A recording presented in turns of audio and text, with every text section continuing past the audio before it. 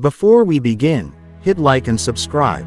It costs you nothing, unless YouTube has finally started charging for finger movement. Now listen carefully. They expected you to react. They expected the angry message, the long paragraph, the desperate phone call, the explanation they could ignore, the apology they didn't deserve.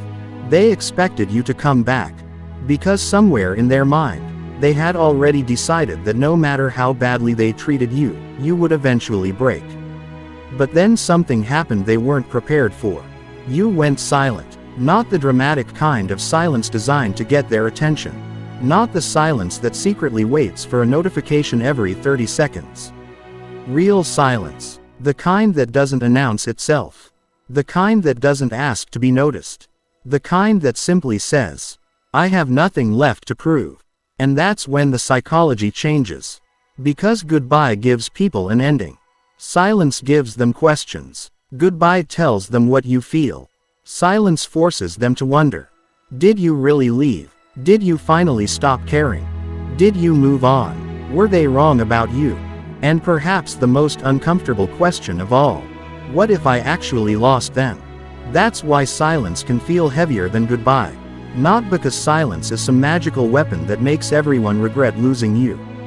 It isn't. And if you're using silence to manipulate someone into coming back, you're not practicing Stoicism.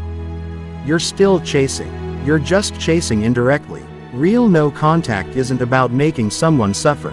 It's about removing yourself from a situation where your attention, emotions, and dignity have become something another person can repeatedly control. That's the difference. One is manipulation, the other is self-mastery. And once you understand that difference, you'll understand why your silence can become one of the most powerful decisions you've ever made. Because the moment you stop explaining yourself to someone committed to misunderstanding you, you take your attention back. And attention is power. Think about it. As long as you're arguing, you're engaged. As long as you're explaining, you're engaged. As long as you're checking their profile, watching their stories, analyzing their last message, wondering who they're with, or imagining what they're thinking, you're still emotionally connected to the situation. Your body may be somewhere else, but your mind is still sitting at the same table, still waiting, still negotiating, still hoping. And this is where most people misunderstand no contact. They think no contact means disappearing so the other person will miss them. That's not the goal. The goal is disappearing from the cycle that kept making you lose yourself. Because what good is making someone miss you if you still miss them every second? What good is making someone regret losing you if you're still desperate for their regret?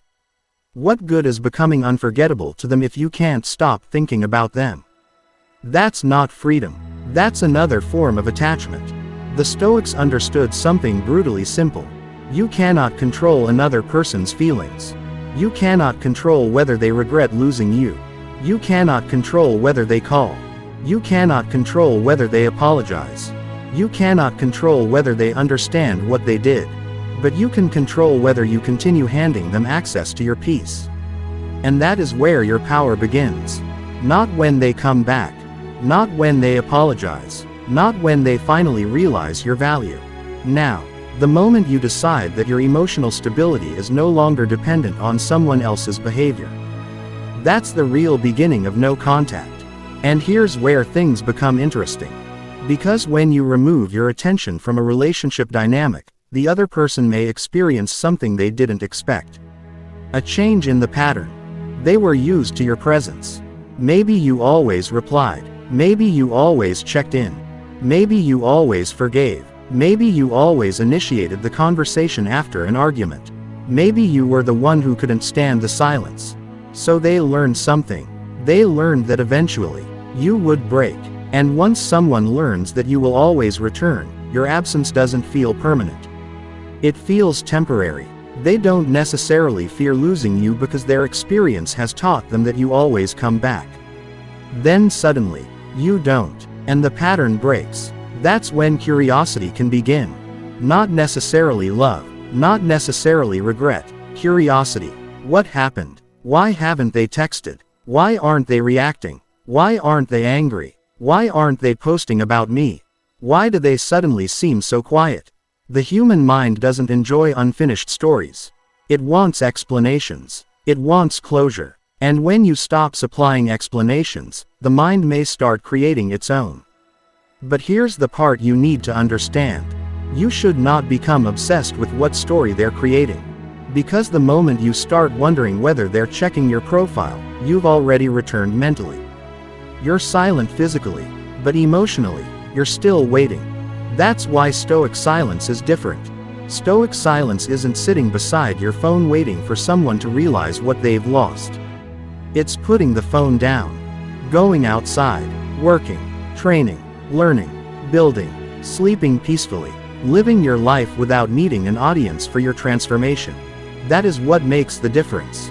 Because if your silence is secretly saying, "Please notice that I'm silent," then you're still asking for validation.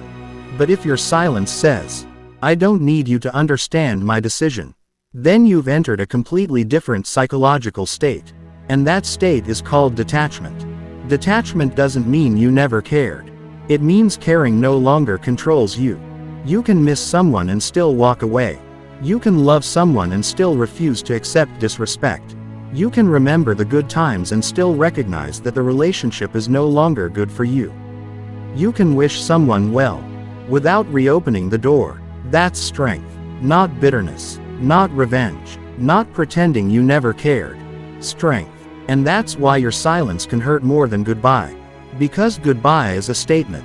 Silence is a boundary. And boundaries communicate something words sometimes cannot. This behavior no longer has access to me. Think about the difference. If you tell someone, "Please stop treating me this way," they can argue. They can promise. They can make excuses. They can manipulate the conversation. They can tell you you're overreacting. They can change the subject. But when you quietly remove yourself from the pattern, there's nothing to debate. You aren't trying to win the argument anymore. You've left the courtroom, and that can be incredibly powerful. Not because you defeated them, because you stopped participating. That's the first reason silence can become stronger than goodbye. Reason 1. Silence removes the reaction they expected. People often respond to patterns. If someone knows you always react, they may begin predicting your reaction. They know what happens when they disappear. They know what happens when they ignore you. They know what happens when they become distant. They know that eventually you'll ask, "What's wrong?" They know you'll explain yourself. They know you'll try to repair the connection. And because the pattern is predictable, they don't have to confront the consequences immediately. But remove the reaction, and the pattern changes. Suddenly, they don't know what happens next. And uncertainty can be uncomfortable. Again, this doesn't mean they're secretly falling apart. It doesn't mean they're lying awake every night crying over you. Real psychology isn't that simple. Some people may not care. Some may feel relief. Some may move on quickly. Others may become curious. Others may experience regret. The point isn't predicting their reaction. The point is understanding yours. Because for the first time, you're no longer organizing your behavior around what they might do. You're organizing your behavior around what you value. That's Stoicism. Marcus Aurelius repeatedly returned to the idea that your mind belongs to you. The world can behave however it wants. People can praise you, reject you, misunderstand you, leave you, return to you, but your responsibility remains the same. How will you respond? That's the battlefield. Not their phone, not their social media, not their new relationship, your mind. And maybe that's the part nobody told you. You don't need to win their attention. You need to win back your own. Because every minute you spend wondering what they're thinking is a minute you're not spending becoming who you could be. Every time you check whether they viewed your story, you give them another piece of your attention. Every time you reread the conversation, you reopen the wound. Every time you imagine what you would say if they came back, you keep the door open in your mind.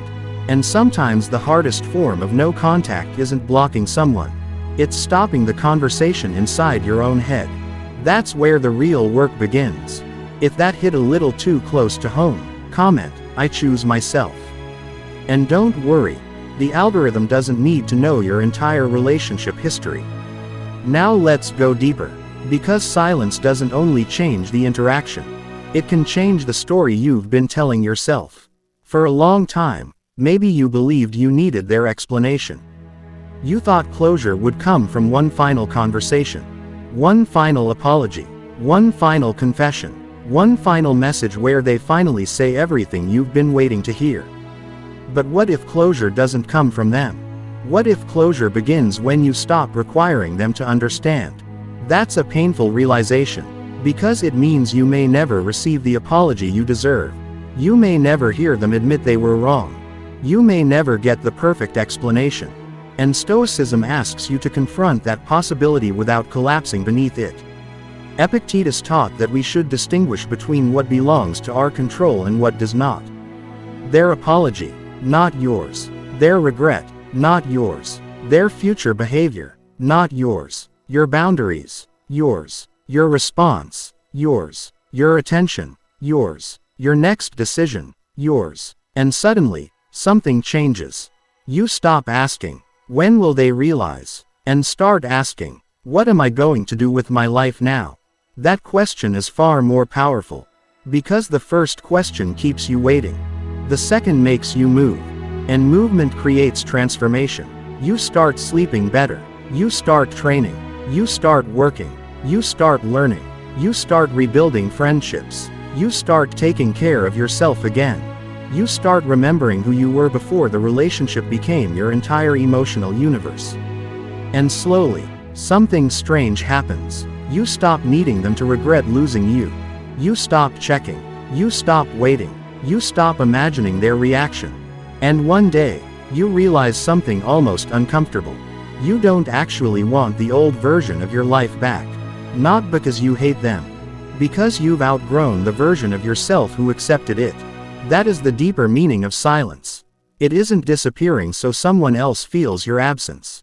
It's creating enough distance to finally hear your own thoughts. And once you hear them, you may discover that the person you were desperately trying not to lose was never them. It was you. The person who tolerated too much. The person who kept explaining. The person who kept forgiving. The person who kept begging to be treated properly. That version of you deserves compassion. But it doesn't have to remain in control. Because growth often begins with one uncomfortable realization. I taught people how to treat me by what I repeatedly accepted. And now you can teach them something different. Not through revenge. Through boundaries. Not through anger. Through consistency. Not through manipulation. Through absence from what destroys your peace. That's when silence stops being empty.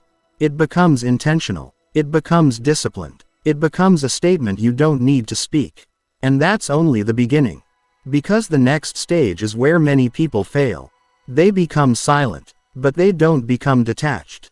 They stop texting, but continue checking. They stop calling, but start posting. They stop communicating, but secretly hope the other person reacts. They say they're moving on, while watching every story. That's not no contact. That's surveillance with better branding. And if that's you, don't judge yourself. You're human. Attachment doesn't disappear because you changed your phone settings. It takes time. The goal isn't to pretend you don't care. The goal is to stop allowing what you care about to control your behavior. That's a much harder form of strength. And that's exactly where the Stoic path becomes practical. You don't fight every thought. You don't chase every emotion. You observe it. You let it pass. You return to what matters. You don't ask, how can I make them miss me? You ask, why does their missing me matter so much to me? You don't ask, how can I make them regret leaving? You ask, why do I need their regret to feel valuable? And you don't ask, when will they come back? You ask, who am I becoming while they're gone? Those questions can change your entire life. Because eventually, the person who once controlled your emotional state becomes just another chapter. Not the whole book, a chapter. And you keep writing. That's the real power of silence. Not that they hear it.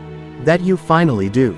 And this is where most people misunderstand what happens after silence. They think the hardest part is not sending the message. It isn't. The hardest part is surviving the moment when you desperately want to send it. Because there will be a night when your confidence disappears. A memory comes back, a song plays, you see something that reminds you of them. And suddenly, everything you promised yourself feels negotiable. Your mind starts bargaining. Maybe I should just check on them. Maybe I should explain one more thing. Maybe they've changed. Maybe this time will be different. And that's the moment your silence is truly tested. Not when you're angry, when you're lonely. Because anger can make you walk away. Loneliness can make you walk back. And if you can remain disciplined during that moment, something inside you begins to change. Reason 2. Silence reveals whether you were attached to them or to their attention. Sometimes you don't miss the person as much as you miss the feeling they gave you. The notifications, the good morning texts, the late night conversations, the feeling that somebody was thinking about you, the validation, the familiarity, the emotional routine. And when all of that disappears at once, your brain can mistake the absence of stimulation for the absence of love. That's why you need to be careful. Missing someone doesn't automatically mean you should return to them. Feeling lonely doesn't automatically mean you made the wrong decision. Having a memory doesn't mean you need to reopen the relationship. Emotion is information. It isn't always instruction. Read that again. Your feelings can tell you something matters. But they don't always tell you what to do. The Stoic understands this. You don't have to obey every emotion simply because it feels intense. You can feel the urge to call, and still not call. You can miss them, and still move forward. You can be hurt, and still maintain your dignity. That's emotional control, not becoming emotionless. Becoming responsible for what you do with your emotions.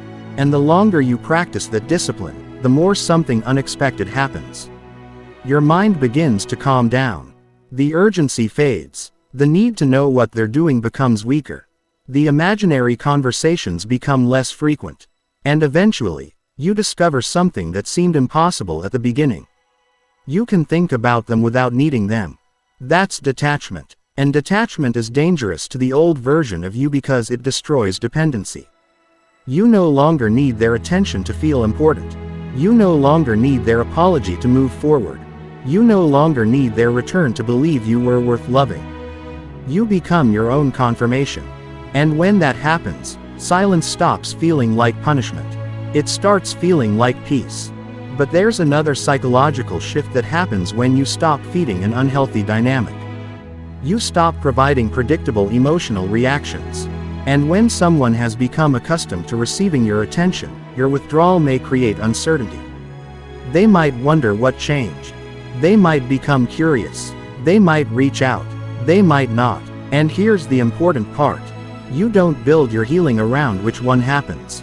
Because if your entire strategy is based on them eventually returning, you're still living according to their behavior. You're still waiting. You're just waiting quietly. And waiting isn't freedom.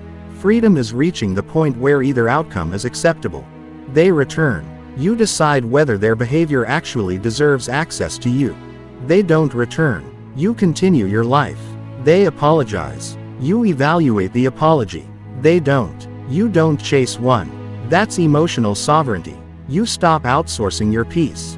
And maybe this is the most stoic part of the entire process. You stop trying to control the ending. You focus on controlling the person you become while the ending unfolds. Because you can spend 6 months trying to predict what someone else will do. Or you can spend 6 months becoming unrecognizable to the version of yourself that accepted less than you deserved. One creates anxiety. The other creates growth. And growth has a strange side effect. It makes the old attachment look smaller. Not because the relationship wasn't real, but because your world becomes bigger.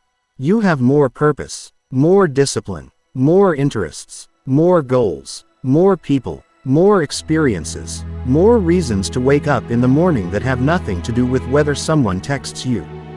That's why the most powerful no-contact strategy isn't counting days. It's filling those days with a life. Because if you're sitting at home counting day 14, day 21, day 30, you're still counting their absence. Instead, stop counting. Start building. Go train. Read. Work. Learn a skill. Fix your finances. Improve your appearance. Improve your speech. Build something. Take yourself seriously again. Not so they notice, so you notice. Because there's a difference between becoming better for attention and becoming better because you finally understand your own potential. The first depends on an audience. The second doesn't. And once you stop performing your transformation for someone else, it becomes real. That's when the silence becomes almost irrelevant. Because you're no longer silent for them. You're simply busy living. And that's when the psychology gets interesting again. Because sometimes, the person who was used to having access to you eventually notices that the access is gone. They may send a casual message. Something harmless. Hey, how have you been? I just thought about you. Or maybe they react to something you post. Maybe they ask a mutual friend about you. Maybe they suddenly become interested in your life again. And this is where many people destroy all their progress. They see one notification, and suddenly the entire emotional system comes back online. Heart racing, hands shaking, thousands of thoughts. What does this mean? Did they miss me? Are they coming back? Should I answer? And suddenly, one message has more power over you than the entire month you spent rebuilding yourself. That's why you must understand this. Contact is not the victory. Control over yourself is the victory. If they reach out, you don't have to panic. You don't have to celebrate. You don't have to punish them. You don't have to immediately respond. You simply observe. What do they actually want? Has anything changed? Are their actions different? Or are they simply testing whether they still have access? Those questions protect you from emotional impulsiveness. Because words are easy, patterns are harder to fake. Someone can say they miss you. That doesn't mean they've changed. Someone can apologize. That doesn't automatically mean they've earned another chance. Someone can tell you they've realized your value. That doesn't mean you should abandon the boundaries you built. Stoicism teaches you to look at reality instead of fantasy. Not what you hope someone will become. What they consistently are. That's a brutal lesson. But it's liberating. Because once you stop falling in love with potential, you can finally evaluate reality. And reality tells you everything. How did they treat you? How did you feel around them? Did you constantly feel anxious? Did you have to beg for basic respect? Were your boundaries repeatedly ignored? Were you always the one repairing the relationship? Were you constantly trying to prove that you deserved their attention? If the answer is yes, then silence isn't about making them hurt. It's about refusing to return to the environment that kept hurting you. That's a completely different mindset. And here's something else. Don't turn your silence into a performance. Don't post mysterious quotes every morning hoping they'll see them. Don't suddenly become a fitness model because you want them to think you upgraded. Don't upload pictures with someone else to trigger jealousy. Don't pretend you're living your best life while secretly checking whether they viewed the story. Because then you're still performing for them. You're still saying, "Look at me." Real transformation doesn't need an audience. You don't need to announce your healing. You don't need to prove your happiness. You don't need to convince anyone that you're doing better. Live it, quietly, and if they notice someday, that's their business. Your job is to become someone who no longer needs to be noticed. That is the difference between attention and power. Attention asks, did they see me? Power asks, did I become better? Attention asks, did they miss me? Power asks, do I miss who I was? Attention asks, will they come back? Power asks, would I even let the old pattern back into my life? That's the shift. And once you make it, something incredible happens. The person you were trying so desperately to get back might no longer be the person you want. Not because you're bitter. Because you're awake. You finally see the relationship without the emotional fog. You see the good. You see the bad. You see the moments you ignored. You see the excuses you made. You see the times you abandoned your own standards just to keep someone else. And you realize something painful. Maybe you weren't afraid of losing them. Maybe you were afraid of being alone with yourself. And once you become comfortable with yourself, that fear loses its power. If you're still watching, congratulations. Your attention span just survived another 5 minutes of emotional warfare. Hit like before it files for retirement. Now we reach the third truth. Reason 3. Silence forces you to meet yourself. When someone leaves, there is suddenly empty space. And empty space can be terrifying. Because distractions disappear. The conversations disappear. The routine disappears. The constant emotional stimulation disappears. And now, it's just you. That's where healing begins. Not because being alone magically fixes everything, but because solitude removes the noise. You start noticing things. The habits you developed. The insecurity you carried. The boundaries you never enforced. The things you tolerated because you were afraid of losing someone. The parts of yourself you neglected while trying to maintain the relationship. And perhaps the hardest realization is this. You cannot build self-respect while repeatedly betraying yourself.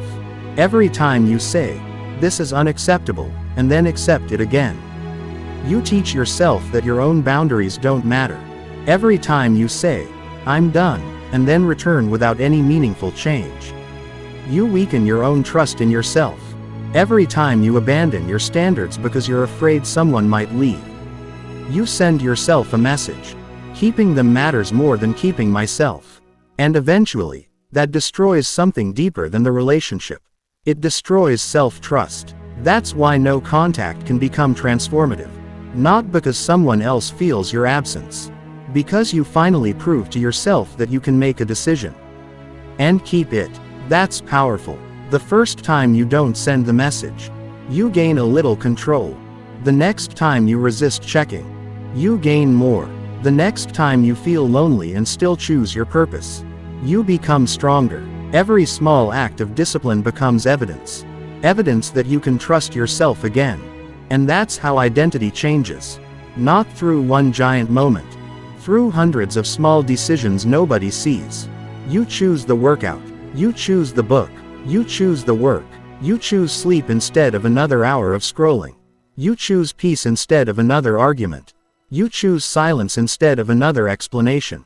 And eventually, you become someone who doesn't need to announce their strength.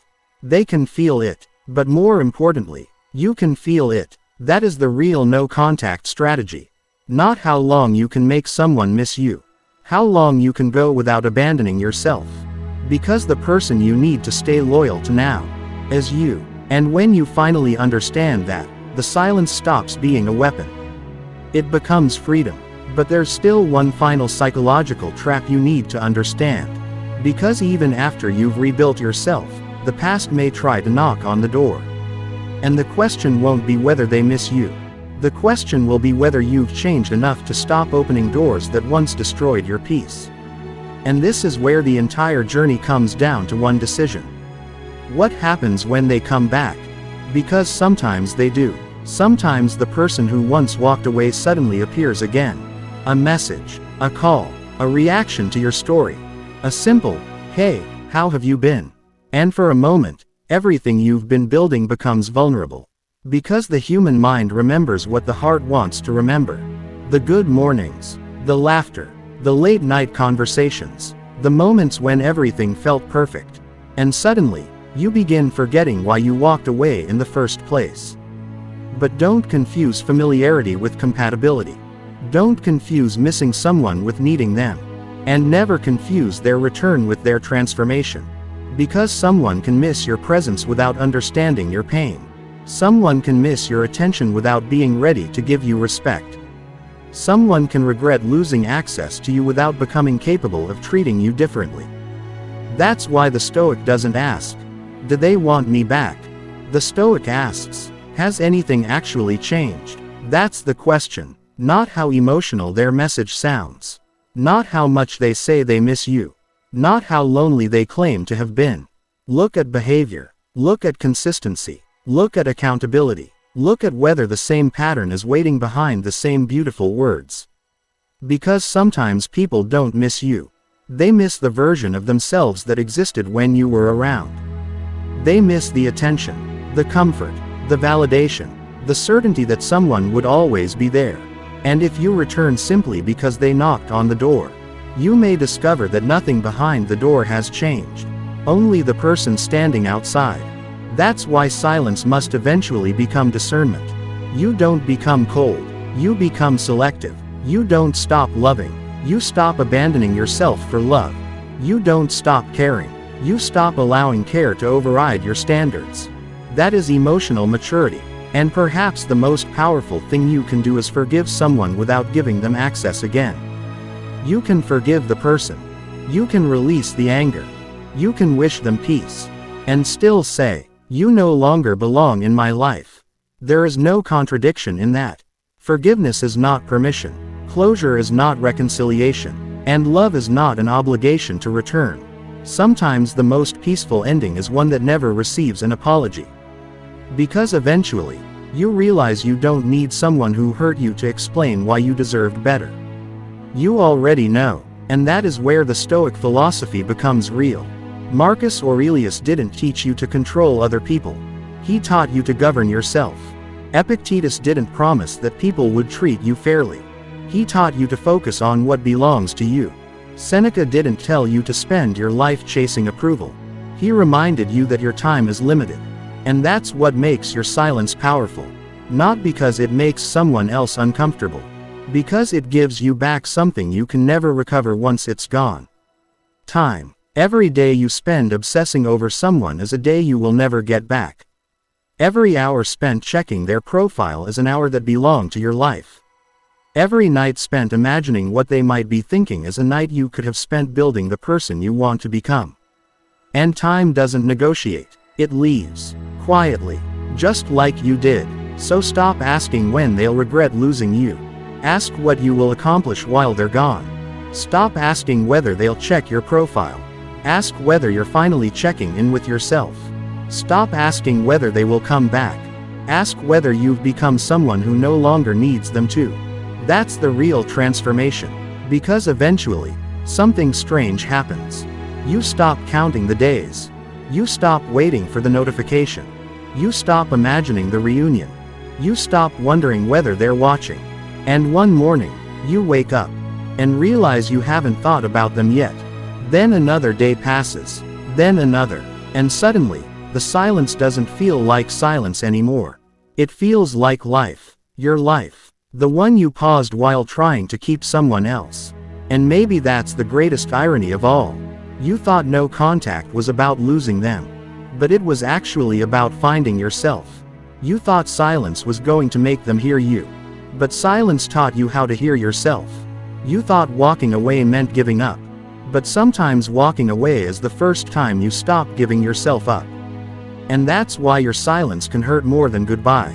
Not because you're trying to hurt them. Not because you're playing some psychological game. Not because you want revenge. But because your absence removes the version of you they had become comfortable with. The version who always answered. The version who always forgave. The version who always waited. The version who kept explaining. The version who accepted less because they were afraid of losing more. That version may have loved deeply. But it didn't know how to protect itself. Now you're learning. And that's the person you should become. Not someone who needs to be feared. Someone who cannot be easily manipulated. Not someone who wants everyone to regret losing them. Someone who no longer needs anyone's regret to know their value. Not someone who uses silence to control another person's emotions. Someone who uses silence to control their own. That's the difference between revenge and self-mastery. Revenge says, I want you to feel what you made me feel. Self-mastery says, I refuse to become what hurt me. Revenge keeps you connected to the person. Self-mastery sets you free from them. So if you are in no contact right now, don't sit there counting the days until they break. Don't make their reaction your scoreboard. Don't turn your healing into a waiting room. Use the silence. Use it to rebuild. Use it to become disciplined. Use it to recover your confidence. Use it to become physically stronger. Use it to sharpen your mind. Use it to build your career. Use it to create something. Use it to become someone you respect when you look in the mirror. Because one day, you may realize something even more powerful than making someone regret losing you. You may realize that you no longer care whether they regret it at all. And that is when you have truly won. Not when they come back. Not when they apologize. Not when they finally understand. But when their reaction no longer determines your direction, your silence wasn't the message. Your transformation was. Your absence wasn't the punishment. Your growth was the answer. And your goodbye wasn't the moment you stopped loving them. It was the moment you finally decided that loving yourself had to matter too. So let them wonder. Let them remember. Let them interpret your silence however they want. You don't have to correct the story anymore. You don't have to prove anything. You don't have to explain your departure to people who ignored your reasons for staying.